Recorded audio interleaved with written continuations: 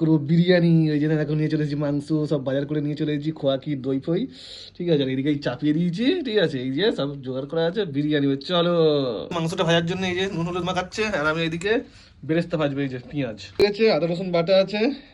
এদিকে মাংসটা ভেজে তুলে নিয়েছি, এবারে এতে জল হচ্ছে, ভাতটা হয়ে এসছে। আর এদিকে আমি এদিকে লেয়ারিং করছি, মাংস আলু দিয়েছি, খোয়া ক্ষীর দিয়ে দিচ্ছি ওপর থেকে, দিয়ে দেবো এবারে। এই যে টক দই ভালো করে ছড়িয়ে ছড়িয়ে দেওয়া হচ্ছে, দেবো ওপর দিয়ে, এই যে, ঠিক আছে।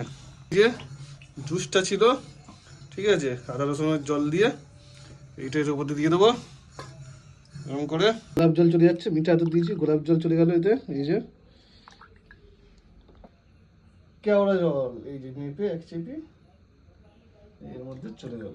এই ভাতগুলো এর মধ্যে ডেকচির মধ্যে দিয়ে দিচ্ছে, গরম গরম ভাত এই মাংসের উপরে দিয়ে দিচ্ছে সাজিয়ে, এই যে পরপর চলে যাবে।